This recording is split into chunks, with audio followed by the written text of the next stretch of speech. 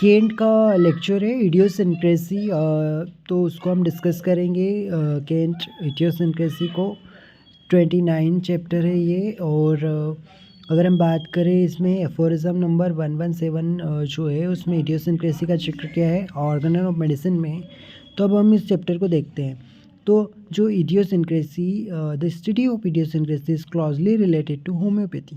Idiosyncrasy की study किससे closely related है? होम्योपैथी से।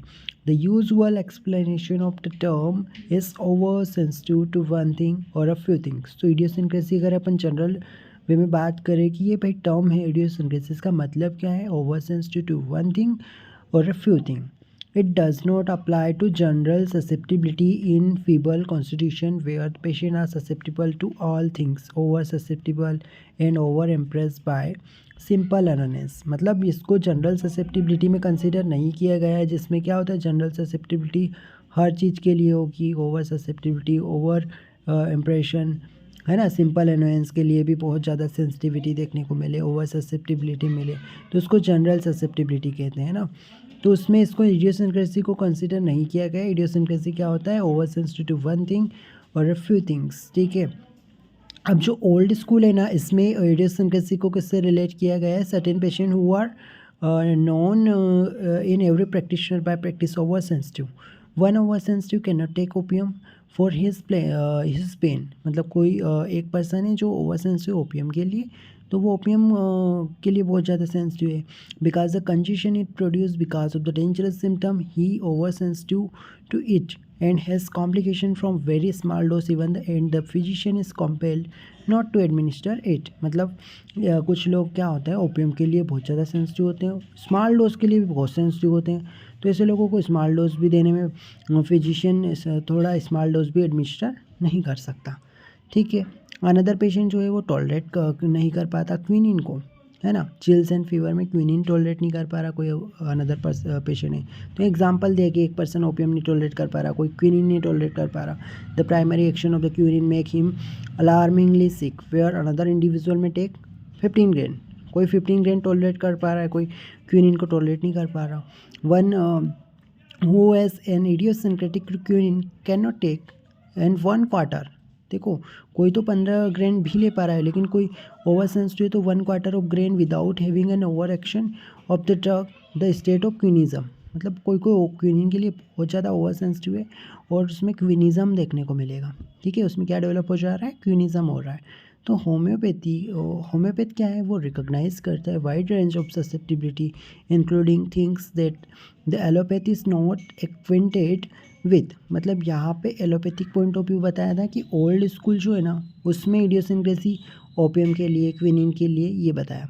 अब जो होम्योपैथ है ना ये रिकॉग्नाइज करता है wide range in susceptibility including things that the allopathy is not acquainted with. There may be a chronic idiosyncrasy from a chronic miasm and acute idiosyncrasy from the acute miasm. तो यहाँ से मैंने कि Kent sir ये कह रहे हैं कि भैया जो क्रॉनिक इडियोसिंक्रेसी वो कहाँ से आती है? क्रॉनिक मायाजम से। और एक्यूट इडियोसिंक्रेसी कहाँ से आ रही है? एक्यूट मायाजम की वजह से आ रही है। There are certain individual in every community that can not ride in the country because of their susceptibility to have fever. Other can not bear the smell of flowers. तो यहाँ पे बोल रहा है कि कोई इंडिविजुअल ऐसा है ना जो कि किसी कंट्री में नहीं जा पा रहा, ट्रेवल नहीं कर पा रहा क्योंकि उसको हे फीवर डेवलप हो जा रहा है, ससेप्टिबिलिटी ज़्यादा है उसकी। कोई ऐसा पर्सन है जिसमें कि स्मेल ऑफ फ्लावर्स जो है वो रूम में, उसकी वजह से वो सिक हो जाता है। Some will get sick from the smell of roses. कोई स्मेल ऑफ रोज से बीमार हो जा रहा है। I have known a number of patient who become a sick in this way. It is common enough and the sickness is now known by the name of rose cold. तो इसको रोज़ cold कह देते हैं कुछ लोग, रोज़ fever कह देते हैं, रोज़ की स्मेल को बर्दाश्त नहीं कर पा रहा। तो I have a patient who can not have a dry lavender flower in the house without coming down with the coryza. मतलब ड्राई लेवेंडर फ्लावर से किसी को कोराइजा हो जाता है। She is disturbed by the 2 or 3 things in this way and will go looking about to see which one of the those thing it is in the house. मतलब कोई सी एक चीज़ से बीमार हो जाता है रूम में रखी। I had another patient who could not have peaches in the room without becoming a sick। मतलब यहाँ पे पीचेस का एग्जांपल दिया है, उसकी वजह से सिकनेस आ जाती है। One of the symptom that head with diarrhoea हो जाता है किसी को। तो यहाँ पे एग्जांपल से केंट सर बता रहे हैं कि कोई रोज़ कोल्ड हो रहा है, किसी को रोज़ की स्मेल की वजह से, किसी को लेवेंडर की वजह से, फ्लावर की वजह से कोराइजा हो रहा है, किसी को पीचेस की वजह से क्या हो रहा है, सिकनेस डेवलप हो जा रहा है, स्पेशली डायरिया हो जा रहा है। तो this over sensitivity is very important and it explain and measure the susceptibility to the remedy that will cure. तो रेमेडी के लिए भी कुछ कुछ लोग सेंसिटिव होते हैं। If an idiosyncrasy to remedy is not present the patient will not be susceptible enough to be cure. तो idiosyncrasy रेमेडी के लिए भी होनी चाहिए, तभी तो वो उस पर एक्ट करेगी। ठीक है, अब आगे देखते हैं द स्टेट, आगे देखते हैं अपन the state which has become sensitive enough to a drug to cure him is very analogous to the idiosyncrasy above mentioned। तो यहाँ पे उसको कंपेयर किया गया, जैसे फ्लावर्स के लिए सेंसिटिविटी थी, जैसे लेवेंडर के लिए सेंसिटिविटी थी, वैसे ही मेडिसिन के लिए सेंसिटिव अगर है, सेंसिटिविटी है तो वो इनफ है किसके लिए, क्योर के लिए। ठीक है, think what susceptivity man must have to the remedy that cure him. मतलब कितनी ससेप्टिबिलिटी उस पर्सन की होनी चाहिए उस रेमेडी के लिए, ताकि वो रेमेडी उस पर्सन को क्योर कर सके। when it cure in the very high attenuation that we use, there are acquired idiosyncrasy and idiosyncrasy that are born with the patient। मतलब कुछ idiosyncrasy का यहाँ पे एग्जांपल दिया है जो कि कैसी होती है, एक्वायर्ड होती है। दोज देट आर कंजेनिटल, कुछ कंजेनिटल होती है, कंजेनिटली भी अपन को क्या देखने को मिलेगी, idiosyncrasy। And those that come from a poison. ठीक है, कुछ कुछ क्या होती है, पॉइजन की वजह से होती है। मोस्ट डिफ़िकल्ट जैसे रस्टॉक्स पॉइजनिंग हो जाती है ना, तो those that have once have affected by handling it are so sensitive to it that if they go with a quarter of mile of vine though they can not detect it with the nose, yet in a few days they will come down with their रस poisoning. मतलब क्या है, rhus tox का example दिया है कि किसी किसी को रस्टॉक्स की पॉइजनिंग हो जाती है, भले वो उसके लिए अवेयर नहीं है। ठीक है, थोड़ा सा भी उसको एक्सपोजर होता है तो उससे उसको पॉइजनिंग हो जाती है। Very high potency of rhus will some time remove the susceptibility and a dose of rhus CM/mm will often check the acute poisoning. मतलब क्या है, एक्यूट पॉइजनिंग होती है ना, तो रस्टॉक्स जो है CM और MM में देने से ठीक हो जाती है। But if you find that the patient has been born with the sensitivity to rus while rus may palliate a few times। तो कभी कभी क्या होता है पेशेंट में उसमें सेंसिटिविटी है ना, रस के लिए। तो उसमें क्या होगा, वो सेंसिटिविटी बोर्न मतलब कि वो सेंसिटिविटी के साथ ही पैदा हुआ है, तो उस केस में पेलिएशन हो जाएगा, है ना। और when one is born with this sensitivity it is very tenacious and will sometime persist। तो किसी किसी में जन्मजात टेंडेंसी जो होती है ना, वो बहुत ज़्यादा टीनेशियस है, एकदम चिपक जाती है, वो नहीं हटती नहीं है, परसिस्ट है।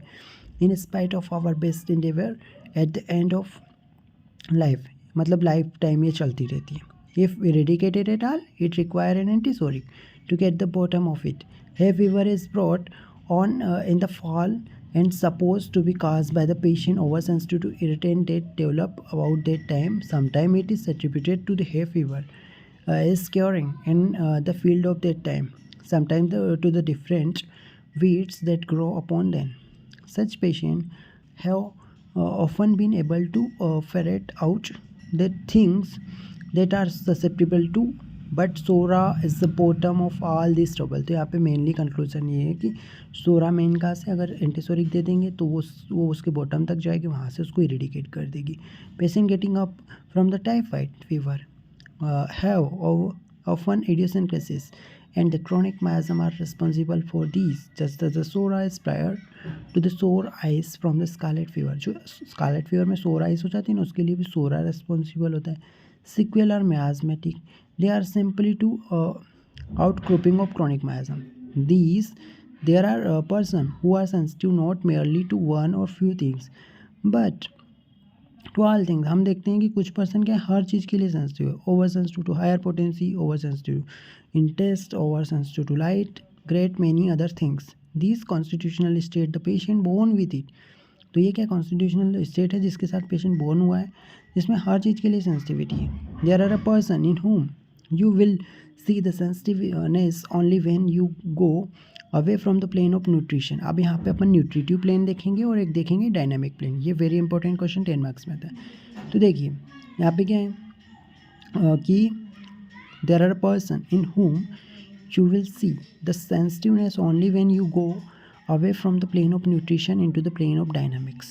You will see, for instance, a patient who will sit at the table and crave common salts, want lots of salt upon their food, and never seem able to just get just exactly that they need. They eat plenty of common salt and remain sick, growing thinner all the time. This is on the nutritive plane. The crude common salt is taken with the food. मतलब यहाँ पे common salt का example बताया है कि क्या है कि उसको यहाँ पे ये एग्जांपल से समझा रहा है हमें, ठीक है, कि कॉमन साल्ट बहुत ज़्यादा इंटेक कर रहे हैं तो वो क्या है न्यूट्रिटिव प्लेन पे हो गया कॉमन साल्ट इंटेक करना, है ना। अब न्यूट्रिटिव प्लेन यानी कि जो डेफिशिएंसी डिसऑर्डर में अपन न्यूट्रिटिव प्लेन पे काम करते हैं। तो देखिए यहाँ पे क्या है कि अगर उसको सीएम लेवल पे देंगे ना तब जाके उसकी to such patient and it make the patient sick producing a violent aggression. तो अगर किसी में डेफिशिएंसी होती है ना तो वहाँ पे सीएम पोटेंसी नहीं देंगे, ठीक है, और उसमें न्यूट्रिटिव प्लेन पे देना है। There is this is where a food sustain a curative relation upon a higher plane. We step out of the nutrient plane into the plane of dynamic, the plane of disease, cause and cure. तो अपन को disease के काज पे काम करने की ज़रूरत है, cure अगर चाहिए तो। देखो यहाँ पे अच्छे से, यहाँ पे अभी अपन आगे देखेंगे कि जो कैलकेरिया है, take calcarea as a instance, we see the allopath and crude medicine may given to certain babies that are slow in forming the bone and teeth and have open punctures. Lime water in milk and then more lime water he gives them the less bone they make. Here is the bone salt inhalation known assimilation of lime. A dose of calcarea very high will enable that the child to take all the lime that is need from the food that is to it. मतलब nutritive plane और dynamic plane की बात चल रही है। तो देखो अगर रेमेडी डायनामिक प्लेन पे होगी यानी पोटेंटाइज होगी तो डायनामिक प्लेन पे काम करती है। अगर कैलकेरिया जैसे कि एलोपैथ जो है कैलकेरिया का क्या दे देते हैं, डायरेक्ट दे देते हैं, क्रूड डोज दे देते हैं। तो ओपन फंटानिल्स वगैरह के केस में बोन ग्रोथ नहीं हो रही, बोन फॉर्मेशन नहीं हो रहा है तो कैलकेरिया डायरेक्ट दे देते हैं, यानी कैल्शियम दे देते, लाइम दे देते। अब ये क्रूड कैल्शियम जो है ना ये न्यूट्रिटिव प्लेन पे काम करता है, जबकि उसको प्रॉब्लम किस पे थी, एसिमिलेशन से रिलेटेड। तो इस प्रॉब्लम को सॉल्व करने के लिए हमें डायनामिक प्लेन पे काम करना पड़ेगा, है ना। तो you may feed lime in a crude form and no benefit over. तो इससे लाइम क्रूड फॉर्म में देने से काम नहीं चलेगा, इवन वो इमेशिएटेड होता ही जाएगा क्योंकि इससे एसिमिलेशन की प्रॉब्लम है। In such non-assimilating patient, the symptoms of calcaria or natramure appear, calling the attention of intelligent physician to fact that the child need calcaria natramure. तो इंटेलिजेंट फिजिशियन उसको कैलकेरिया नेट्राम्यूर देगा, ठीक है, ना कि common salt और lime देगा। We know very well that we do not build bone with the CM potency of lime. अपन को ये भी पता है कि अपन सीएम पोटेंसी बोन नहीं बना सकते। It simply correct the internal disorder. Internal disorder यानी सिमुलेशन नहीं हो रहा था तो उसको ठीक करेगी कैलकेरिया, ठीक है।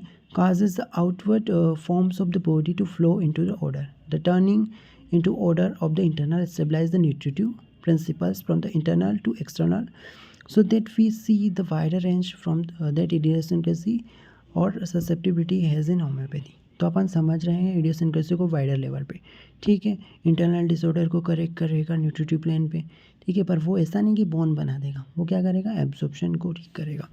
अब अपन यहाँ पे क्या है कि अपन एक here we might undertake to coin word which homeopathicity. अब अपन वर्ड होम्योपैथीसिटी को समझते हैं। होम्योपैथीसिटी क्या है, homeopathicity is the relation between the homeopathic remedy and the patient who has been cure. तो पेशेंट जिसको क्योर होना है उसका और उसकी होम्योपैथिक रेमेडी के बीच में जो रिलेशन होता है उसको बोलते हैं homeopathicity. When the homeopathic remedy has acted properly, when it has cure the patient, it has demonstrated that it was homeopathically related to the case, so that the relation when it was sustained may be called homeopathicity, and it is demonstrated by the administrating the remedy. It is true that we have which would be called a normal homeopathicity, a normal state that we exaggerate that the state exaggerated is where the patient is over sensitive to curative remedy. अगर exaggerated मतलब कि over sensitive हो गया है, और normal homeopathicity क्या है, homeopathic remedy का रिलेशन आपके पेशेंट के साथ, ठीक है। And it not only stabilize curative relation but before curing produce exaggeration the symptom. मतलब अगर क्या है कि होम्योपैथिसिटी नॉर्मल होनी चाहिए, अगर वो एग्जैगरेटेड है ना तो यहाँ पे ज़्यादा रिस्पॉन्स देखने को मिलेगा। और remedy demonstrate it similitude to a case by curing. Homeopathic physician use the word simillimum. The simillimum might be called that the remedy that has cured the patient but in advance curing the case is only what appear to be the most similar ही उसको cure कर सकती है, आपको पता है। अब it is worthy of consideration to discover the difference between a poison taken upon the nutritive plane that is to crude substance. तो जो क्रूड सबस्टेंस होते हैं न्यूट्रिटिव प्लेन पे काम करते हैं, और अगर वो डायनामिक प्लेन पे काम कर रहा है पॉइजन तो उसका अलग एक्शन है, और न्यूट्रिटिव प्लेन पे काम कर रहा है तो उसका अलग एक्शन है पॉइजन का। जैसे कि कोई पॉइजन लेते हैं अपन, तो उससे क्या होता है, अगर वो न्यूट्रिटिव प्लेन पे काम कर रहा है तो वो डीपर एक्टिंग नहीं होगा, केवल सुपरफिशियल होगा। उसमें केवल अपन को एक्सटर्नल थिंग्स ही देखने को मिलेगी, बॉडी टिश्यूज़ पे काम करेगा।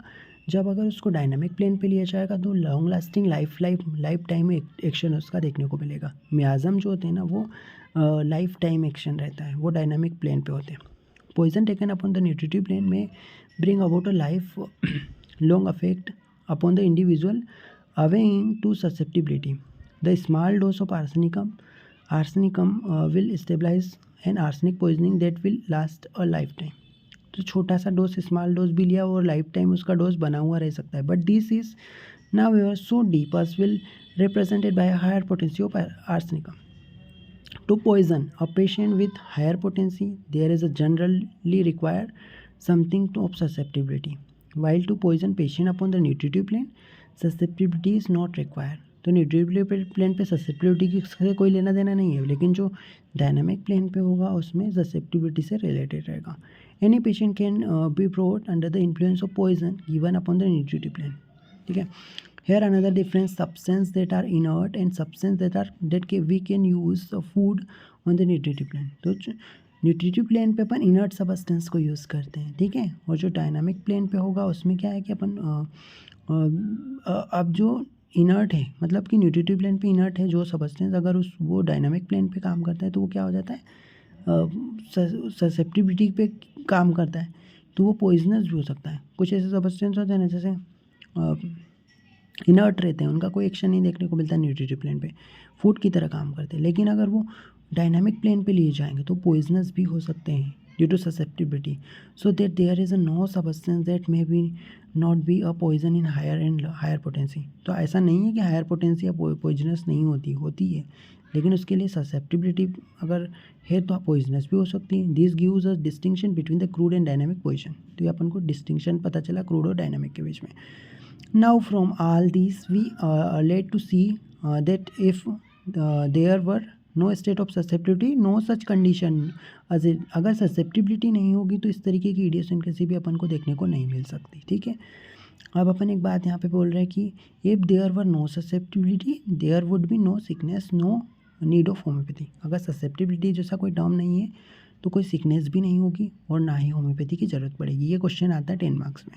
Susceptibility underline all contagion and all cure, so that cause and cure the cause of sickness and the cure of sickness knock the same door. तो यहाँ पे बोला है ससेप्टिबिलिटी जो है ना underline all contagion all cure, ठीक है। जो काज एंड क्योर है वो सब कुछ ससेप्टिबिलिटी पे डिपेंड करता है। They flow in the same way because of the immaterial or simple substance, all disease in its primitive substance or first substance, all cure of disease must also be a simple substance। तो यहाँ पे केन sir ने जो है simple substance पे focus किया है, ठीक है। In older time we use think that all substance capable of extinguish the vital force or which overcome the vital force were poison. पहले हम ये सोचते थे कि ओल्डन टाइम्स में क्या सोचते थे कि सारे सबस्टेंस जो है वो जो कैपेबल है extinguish the vital force or which overcome the vital force prover poisonous that it itself a crude idea of poison. तो उस टाइम पहले क्या क्रूड आइडिया था अपने पास, है ना, पॉइजन का।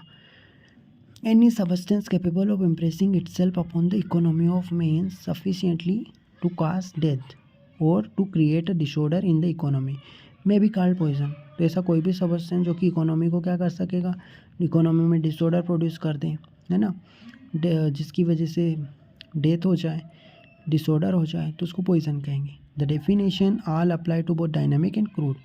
तो वो चाहे डायनामिक हो चाहे क्रूड फॉर्म में हो, लेकिन अगर उसमें ये कैपेबिलिटी को डेथ काज करा रहा है या डिसऑर्डर प्रोड्यूस कर रहा है इकोनॉमी में, तो उसको पॉइजन कहेंगे। Poison present two problem, poison की वजह से दो प्रॉब्लम होती है, एक्सटर्नल प्रॉब्लम और इंटरनल प्रॉब्लम।